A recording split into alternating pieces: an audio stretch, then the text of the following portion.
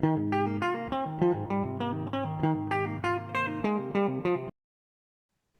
to Jams for All, everyone. Today we're here with Modern Failure, talking about his new album, their new album, my bad, You're all good. and just their process and what it's like. So we can go ahead and get started. So to start off, how did Modern Failure as a project start? It was just a vent page kind of for me originally. It started as a political page. Funnily enough, I did political commentary, and that's kind of where I gained my original platform. So it's kind of always really funny to see like the people who follow me nowadays, and they're like, "Oh man, like you need to leave your politics out of your music page. Like you're just hurting your image by doing this." I'm like, dude, like this is where it started. Yeah, Um, but yeah, it started as a vent page for me to just talk about how fed up I was with being poor and broke and all of that shit, and the world and the state of the world. yeah, living in America.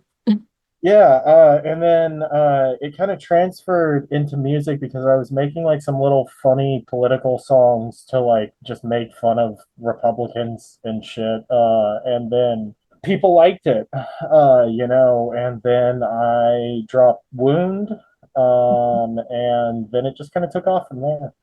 For sure. Awesome. Yeah, I definitely remember Wound. It's one of my Yeah. favorites for sure. Okay. So you've built this entire mysterious worldscape of your own through your iconic look and the visuals that you create to go along with the music. Mhm. So how did your journey start as a multimedia artist and musician? One day when I was younger, I just kind of started playing instruments. I really just I always had a lot of interest in music, and it just kind of went from there, And I guess with like the thing is that I think that most artists nowadays, if they are without a label or anything like that, you have to be multimedia, right? Because like I have to do the production. I don't have money to commission an artist to do album art for me. I Yeah. have bills to pay and food to eat. Yeah. Um, and same with like, producers and stuff like that, like I do not have the money to put down to pay somebody to make a beat for me. So I just taught myself how to do it all, because it was born out of necessity, not Yeah. want, like I would love to have people to help me do all of these things, but I don't. So, it just kind of started out of the necessity of being an artist that has Yeah, to like promote true. my art. The DIY of it all. Yeah. Yeah. Cool. All right. So, what does your song slash album making process look like from concept to release? This is and this is always the thing that I struggle with, right? Is that I feel like I don't necessarily have a whole lot of process. Sometimes it starts with something someone said, sometimes it starts with a little snatch of melody in my head, sometimes it starts with a beat, sometimes it starts with a bass line. There's no real starting point. There's really just the idea of getting whatever has started to form in my head onto paper. Um, and so, it just kind of, I don't know, it just kind of flows. And some songs take me 2 hours, other songs take me 2 months, some songs take me 2 years, Yeah. Yeah. it At just what kind point of are you happens like, as it happens. yeah, at what point are you like, okay, this is an album now, actually? Like, Um, that's actually a great question. Whenever I have written 5 songs in a row that all kind of have a similar vibe to them, or I'm using like the same guitar tone or the same drum okay. tone or anything like that. Like, I think that's really when it starts to be like, oh, I should probably put all of this work into one consecutive, like, body instead of, Yeah. releasing this as like, 5 separate singles. Yeah, I mean the idea of like, it becoming an album has always been a hard one for me because I actually suck at making albums and making EPs and stuff like that because I progress generally so exponentially in between songs because I'm always looking to get better at what I'm doing. That like by the time that I finish the last song, I have to go back and redo the entirety of the first song because the first song sucks in comparison to the last one. And that's a never-ending process because then by the time I make it back to the last song, I have once again learned something new that makes the whole thing better. And so it goes over and over again until I finally get sick of it and I'm just like, okay, dropping it. Yeah. I don't know. I feel like it's hard to not just like endlessly critique your own art too, Oh yeah. I mean, your biggest enemy as an artist is yourself. for Always. sure. 100%. I guess were there any obstacles in the process for this album this time around that you would want to share at all? Health and mental health, life and work. Work is the death of art. I have been working like close to like, 80 hours a week recently. And Is inhumane. that gives me very little time to actually focus on what I would like to be doing, and I think that at a certain point it just kind of becomes like, am I ever going to get this song done? It's been a month since I started it and I haven't had an off day to like Yeah, sit down and actually work on it. that's So real. I yeah, definitely those relate to those are the that. big ones. For sure. Alrighty. Um, so then what's your favorite song off the new record if you had to choose and why? um, there's three. Tear It Out. We'll start with that one. Why I really love the way that that one came together. I feel like it kind of pulled together in the same way that Wound did. Um, it just flowed out so easily, and it just came to me right there, and then it was done. Yeah. Um, and then the other two were originally one song, but I just felt like the second one could have been its own song on its own, so I ended up taking the outro from the very big song and splitting it into two songs. But Mhm. it is Exit Plan and then Together in Heaven. And I think that those two songs really just encapsulate a lot of the struggle that I have gone through in the last couple of years, and especially in recent, with life, with health, with mental health, with struggling, like feeling like I'm not doing enough. And so I think that those two songs are probably some of the best representations of just like, this is what it feels like. For sure. Okay. Well, were there any other, well, fill us in on the rest of the details for the new album. Um, Expand on that. So what's it called? Yeah, I actually did originally have a name for it, but I am not 100% sure I'm gonna go with that anymore, so I Oh, it's don't a actually mystery. know if I have a name for the album yet. Oh, okay. When is it gonna drop? When I finish it, when I have time to.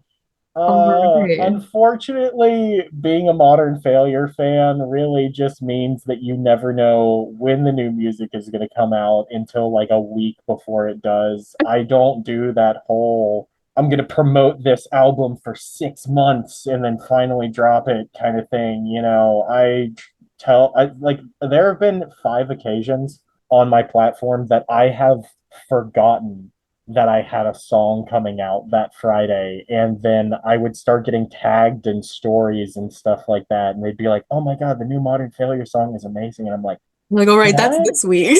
Did I drop a song? Oh shit!" Yeah, that's real as hell, dude. Yeah. All right. Well, I am living for the new Western aesthetic that you've Mhm. Adopted. Is there a specific inspiration that brought this vibe shift, or was it inevitable with the creation of the new album? Honestly, it doesn't match the tone of the new album at all, but it's literally just my workwear. Oh Uh, yeah, right. I just wear those clothes like on a daily basis. And I have for a while. Like, don't get me wrong, I still like dress alternatively and stuff like that. But like for years and years and years, that was just kind of how I dressed, and I've just kind of gone back to that in recent because it's comfortable and it's easy to work in Yeah. and it looks mildly professional, you know. So that's really the end of it. Yeah. All right. Cool. Okay. Your discography holds quite a range of genre-bending tracks, and you're always keeping us modern failure heads on our toes with new releases. What would you say is the primary force driving this desire for experimentation? The fact that I love like genuinely all different genres of music is the thing that just makes me incapable of sticking to a single genre because I feel like that's so limiting. I feel like that's such a like I feel like you're cutting your own arm off, you know, in the idea of like you know that meme where it's like how it feels when somebody won't let me be weird and it's like their wings have been cut off. That's Yeah. that's me with like fusing genres and like going down all of these different things. I mean, like guys, you know, in another 2 months, y'all might be getting like a neo jazz album. You know, I'm so down for it. the thing is that I play so many different instruments and I listen to so much music, you know, every week there's a new inspiration, there's a new little thing that I want to try, there's a new sound that I'm interested in, and I always try to listen to like all of these upcoming artists who are doing their own cool thing because that's where the innovation is. For You're sure. not looking at these giant bands that have been established for 10 years for innovation because they found their sound. They're not trying to innovate anymore. They've gotten comfortable, and there's nothing wrong with that. It's just that, like, if I want to carve my own piece of history out, then I need to be on the side of innovation, you know. And my biggest goal in all of this is just to inspire the next generation of people who are sitting in their rooms rotting away, who have a guitar sitting there that they haven't touched in 3 years. Yeah, for I sure.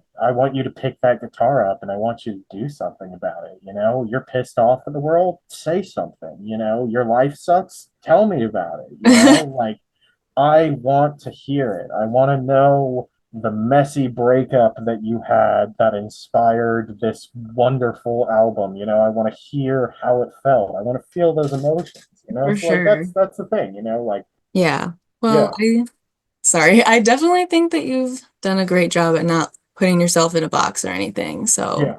yeah, awesome. Okay. Um, what's something or someone that motivates or inspires you to keep going creatively that you wish you could talk about more often? Um, my mom, a huge driving force in my life. Bersha, he is the guy who I am partnered with, the brand that I'm partnered with. He's super cool. Right. My friends, other musicians that I listen to. I mean, there's so many people, but I feel like I do a pretty good job of talking about a lot of those people. Maybe not my mom as much, but that really just has to do with the fact that I don't talk about my personal life online. My mom gets her appreciation in real life. I think that's pretty valid, honestly. Okay, yeah. Shout out moms. Agree For 100%. real. Okay, so moving on. I consider your page to be a safe space, and appreciate the way you interact with your community of supporters online. Mhm. Heart is definitely always warm when I'm scrolling through your comments. Has it been difficult to create this online community, or are you just a magnet for other cool lefty queers? I would say yes and no. Occasionally one of my posts makes it to the wrong side of town. You know, I made a post about Fried by Fluoride the other day, talking about, him getting exposed for being a Nazi and a groomer and all of those things. And oh my God. When I say that I got like 800 comments and about 10 of them were people who were like, yeah, screw him. And then the rest of them were like, huh, based. Um, that's one of the first times that's one of the first times that a post that has blown up that big has made it to that side of town. Yeah, I don't hear that usually from you. Yeah, no, it was very weird. It was the first time that I, instead of, hitting my target audience, that I hit the audience that I was making fun of.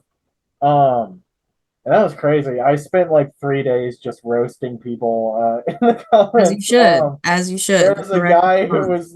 who was like, there's gonna be a war and we're gonna wipe out all the soy boys like you. And he looked like a combination of Ed Kemper and Jeffrey Dahmer. And so I told him to win the war on his fucking face first.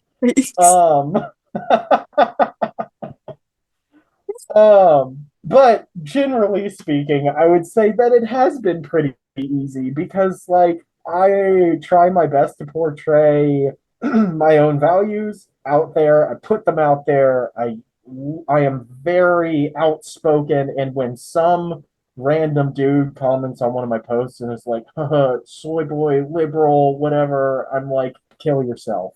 And so they stay away from me. I'm not nice to people like that, and I never will be. As yeah, Uh, agree. but you know, yeah, So it's been pretty easy. cool. I'm glad. Alrighty. Well, then what would you say has been the most radicalizing thing in your life up to this point? Being a drug addict, being homeless, and developing chronic illness. That Those will three do it, things, that's for yeah. sure. Uh, yeah. I mean, it's like the people who are like, oh, I don't understand why our generation is like so left, like so communistic, so left, all this shit, and I'm like, do you know how much my last medical bill was? Dang. Have you ever starved before? No? Okay, well, a lot of us have. So, it's not that surprising, man. Not Yeah, only that, but like, look at the media we grew up with. yeah. I feel like a lot of people too will like go through that shit and then just like blame the wrong people, Yeah, well, brainwashing. yeah, they go through all of that, and then they're like, it's the trans people, obviously. What? And they're playing the sports. I don't know, They're whatever. playing the sports, and it's making me poor. Uh, so what has been the most unanticipated part to the process of making music after becoming chronically ill? There's a lot less time in my day to do those things. Even on the days that I do have off, motivation is always low. I deal with a lot of pain. Yeah. It's hard, it's not that I didn't expect it to be hard. Never stops being hard. It never stops being hard. And I think the thing that I didn't really realize is that, like, you really kind of do become a shell of yourself, you know? When it becomes hard to enjoy all of the things that you used to enjoy. Um, and I know that like some people deal with that with like depression and things like that, and I've definitely dealt with that before. But when it comes to chronic illness, it's different because like with depression, you just like I used to lose interest in all of it, right? For But sure. like the interest is still there. You just physically can't do I it. Yeah. want to get up. I want to go hang out with my friends. I want to go on that walk. I want to go see those movies. I want to go on those dates. And I can. I mean, like sometimes walking across the room leaves me, out of breath, Yeah, it's hard. It's really hard. And I think that that's the thing that I didn't really realize that it was going to be to that extent, was the idea that I knew things would change, but I didn't know how great those changes were actually going to be. for sure. I definitely understand and relate to that for sure. Yeah. Um, Okay, well, do you have any advice to give to young people or just anyone in general who might want to create music and follow in your footsteps as a queer, independent, experimental artist? Go fucking do it. Stop talking about it. Go suck in that band. Go make horrible, shitty music that you are going to be embarrassed of in 10 years and do it until you're proud of it. Yeah. It doesn't matter. You got to get over your shame. You got to get over your embarrassment. You just got to go do it. I mean, dude, Wound was recorded entirely on GarageBand on my phone with an Apple headphone mic. The guitars, the drums, the bass, and the vocals were That's all recorded. amazing. That song has almost 100,000 streams on Spotify. Go fucking do it. Yeah. Yeah. Word. Okay. Getting to the end here. What's the hottest take that you have that might get you canceled? Radical empathy. Love everybody no matter what they've done. Just accept everybody for who they are and accept that everybody here is a human and accept that loving everybody no matter what they've done and no matter who they are does not mean that you have to be around them. If there are people that you do not like, you do not have to hang out with them. What you do have to do is not go out of your way to fuck other people's lives up because at the end of the day, that makes you just like them. I think that's pretty valid. I do agree. Okay. Well, I found your music through TikTok personally. What's your take on people who bash TikTok music and consider it to not be a legit way to discover music? It's stupid. It's just the next form of music discovery. Like you sound like the boomers who were like CDs, like shut up, man. Let musicians live and let them promote their music any way that they want to. Dude, I whimpered on the internet to promote my music. Yeah, I remember you telling me that You before. gotta do what you gotta do, and marketing is fucking hell, and you don't understand unless you've done it. Yeah, definitely. Okay, so in your opinion, is gatekeeping for losers? Yes. Glad that we're Dude, in agreement. gatekeeping only hurts the bands that you like. You are only hurting the musicians that you like by gatekeeping their music. Agree. That's all Agree. there is to it. All right. Well, then on that note, are there any bands or artists that you're obsessed with right now that you'd like to ungatekeep?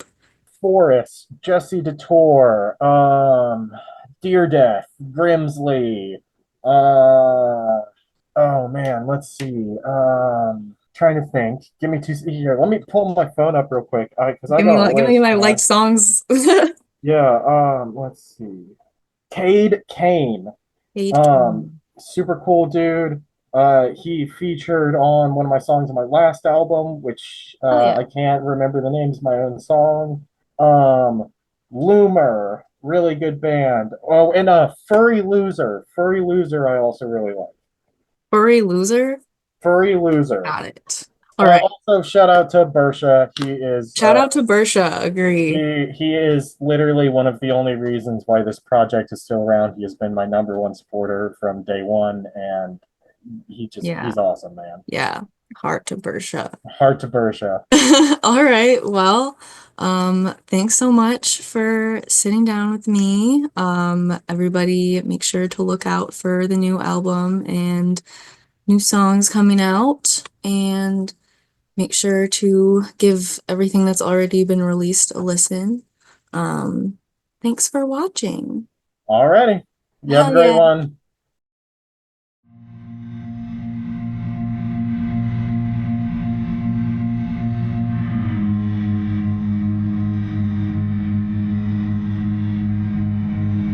Lights on the opening scene. Your world is serene. How far you'll go.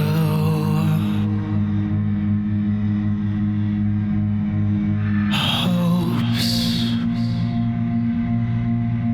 instilled by the schools. Big power